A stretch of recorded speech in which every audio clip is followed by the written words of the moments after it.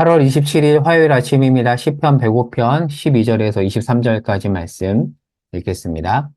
그때 그들의 사람 수가 적어 그 땅에 나그네가 되었고 이 족속에게서 저 족속에게로 이 나라에서 다른 민족에게로 떠돌아다녔도다. 그러나 그는 사람이 그들을 억압하는 것을 용납하지 아니하시고 그들로 말미암아 왕들을 꾸짖어 이르시기를 나의 기름 부은 자를 손대지 말며 나의 선지자들을 해하지 말라 하셨도다. 그가 또 그 땅에 기근이 들게 하사 그들이 의지하고 있는 양식을 다 끊으셨도다. 그가 한 사람을 앞서 보내셨으며 요셉이 종으로 팔렸도다. 그의 발은 착고를 차고 그의 몸은 쇠사슬에 매였으니 곧 여호와의 말씀이 응할 때까지라. 그의 말씀이 그를 단련하였도다. 왕이 사람을 보내어 그를 석방하며 뭇 백성의 통치자가 그를 자유롭게 하였도다. 그를 그의 집의 주관자로 삼아 그의 모든 소유를 관리하게 하고 그의 뜻대로 모든 신하를 다스리며 그의 지혜로 장로들을 교훈하게 하였도다. 이에 이스라엘이 애굽에 들어가며 야곱이 함의 땅에 나그네가 되었도다. 아멘. 자, 오늘 105편 말씀을 보는데요. 자, 어제 본문인 105편 1절에서 11절과 이어서 보도록 하겠습니다. 자, 어제 본문을 조금 복습해 볼까요? 자, 어제 본문 1절에서 7절은 법궤가 성 안에 안착되는 것을 보고 기뻐하면서 다윗이 하나님의 하신 일을 회고했죠. 어제 본문 기억나시죠? 언약궤가 예루살렘 성 안으로 입성하는 것을 보고 다윗이 기뻐했잖아요.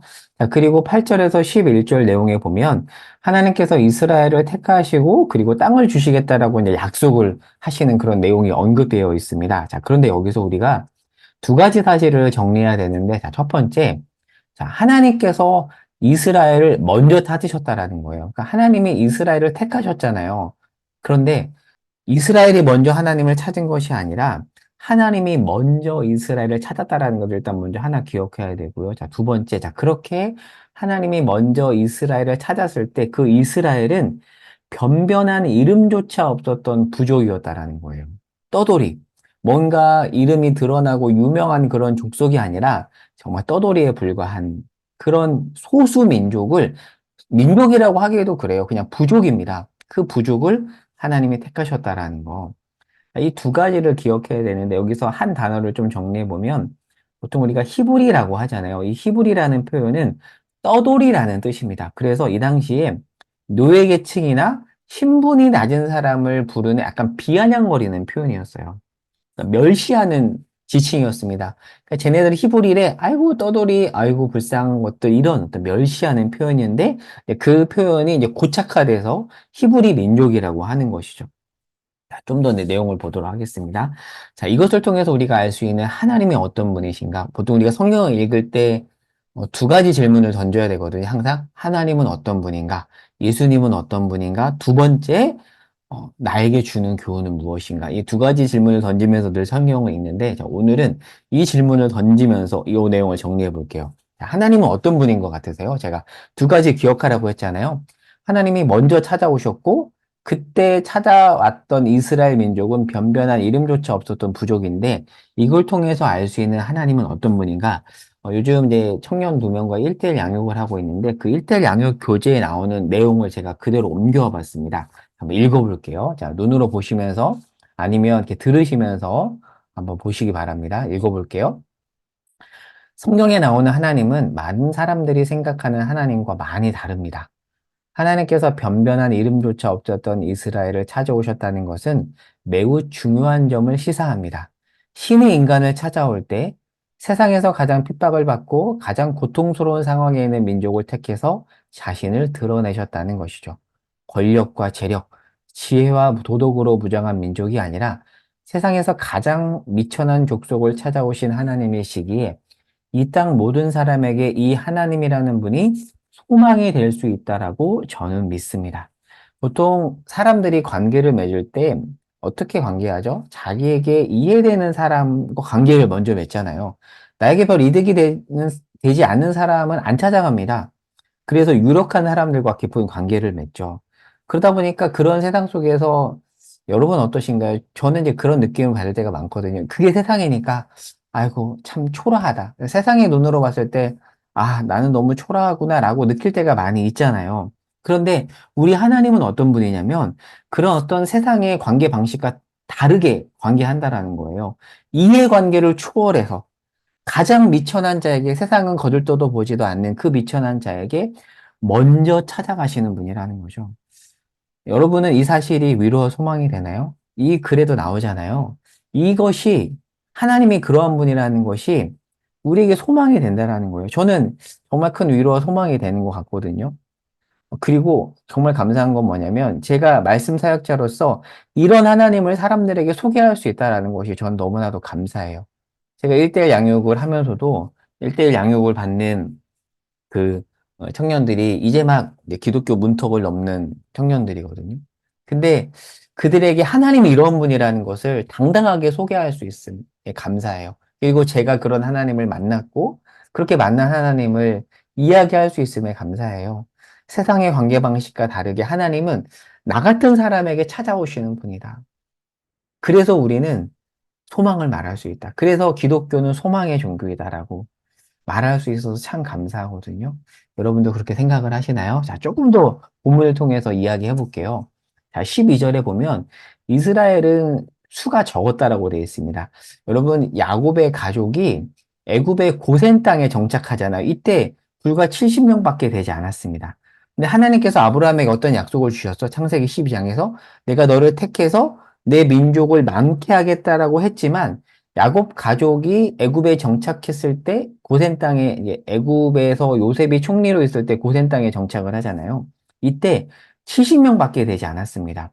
자, 그런데 하나님께서 민족의 수를 많게 하겠다라는 그 약속을 실현하기 위해서 어떻게 하시죠?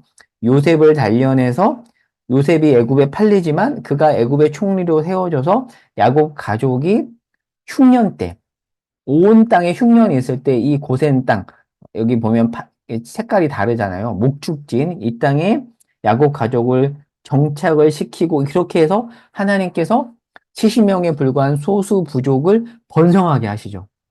그래서 출애굽기 1장에 가면 애굽이 긴장할 정도로 야곱의 후손들이 번성을 합니다.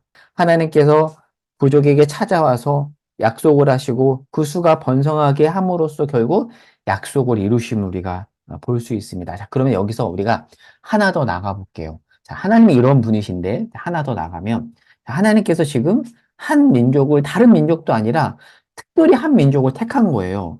자, 그러면 그 택함이 편애가 아닌가라는 생각을 할 수 있는데 C.S. 루이스의 기적이라는 책에 나오는 글을 제가 한번 읽어보겠습니다. 잘 들어보십시오. 그리스도인들이 말하는 하나님의 선택을 가만히 들여다보면 거기에는 우리가 염려하는 그런 편애가 전혀 없다라는 얘기를 해요. 그 선택받은 민족은 그들 자신을 위해서 선택받은 것이 아니라 바로 선택받지 못한 이들을 위해 선택받은 거래요. 자기가 잘나서 자기만 누리라고 하나님이 선택한 것이 아니라 선택받지 못한 민족을 위해서 선택한 거래요. 자, 저 읽어볼게요. 아브라함이 들은 말씀은 그의 씨를 통해서 모든 민족이 복을 받게 된다는 거래요. 그의 씨를 통해서 그들만 복을 받는 것이 아니라 그들을 통해 복을 받는다라는 거죠. 그러니까 그 선택받은 민족은 다름 아니라 무거운 짐을 지기 위해서 선택된 것이라고 이야기하고 있습니다. 자, 오늘 말씀을 정리하면서 두 가지로 한번 요약해 보도록 하겠습니다. 자, 두 가지를 기억해 보면 좋겠어요. 하나님은 어떤 분이냐면 가장 미천한 민족을 세상은 거들떠보지도 않는 미천한 민족을 우리 같은 자들을 먼저 찾아오시는 분이세요. 그리고 그들을 선택하셨는데 그 선택은 편애가 아니라는 거예요.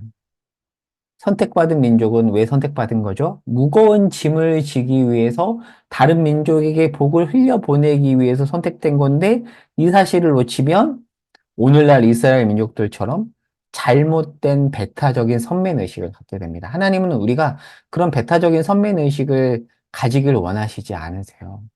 3번 말씀을 통해서 이제 정리하고 적용합니다. 연약한 우리를 택하신 하나님께 우리가 감사드릴 수 있는 것 같아요. 저도 늘 감사합니다. 하나님, 진짜 이건 겸양이 아니라 어떻게 저 같은 것을 택하셨습니까? 정말 볼품없는 그런 저 같은 세상에서 봤을 때는 택하지 않을 것 같은 저를 택하셨으니 얼마나 감사해요. 그러면 하나 더 나가겠죠. 특별히 나를 택했으니 거기에 나의 사명이 있잖아요. 아, 하나님은 나 혼자 그냥 잘 먹고 잘 살고 누리라고 선택하는 것이 아니라 나를 통해서 복을 모르는 자들이 복을 누리도록 택했구나. 아, 내가 그렇게 살아야겠구나. 라고 우리가 하나 더 나아가야겠죠. 그래서 오늘은 특별히 말씀을 기억하면서 우리가 처한 자리에서 하나님 앞에 감사를 드리면서 우리가 어떤 생각을 가지고 살아야 될지를 고민하면서 오늘 하루를 살았으면 좋겠습니다. 특별히 오늘 하루 이 말씀을 기억하면서 주께 감사와 찬송을 올려드리고 하나님 그 부르심의 목적에 맞게 하루를 살아가겠습니다. 또 그렇게 다짐하면서 오늘 하루를 올려드리면서 기도하겠습니다. 들은 말씀을 기억하며 기도하고 또 개인 기도 제목을 가지고 주 앞에 엎드리도록 하겠습니다. 제가 기도하겠습니다. 하나님 정말 볼품없는 우리를 택하여 주시니 너무나도 감사드립니다. 그런데 거기에서 멈추지 않고 하나 더 하나님이 그러한 우리를 택하셔서 무엇을 하기를 원하시는지 늘 고민하며 물으며 그 주님의 부르심에 응답하며 살아갈 수 있도록 인도해 주시옵소서. 오늘 하루도 그 부르심 가운데 살아가는 하루이오니 이 말씀을 기억하며 살아가게 하옵소서. 감사와 찬송을 우리 주 하나님께 올려드리며 예수 그리스도의 이름으로 감사하며 기도합니다. 아멘. 기도하겠습니다.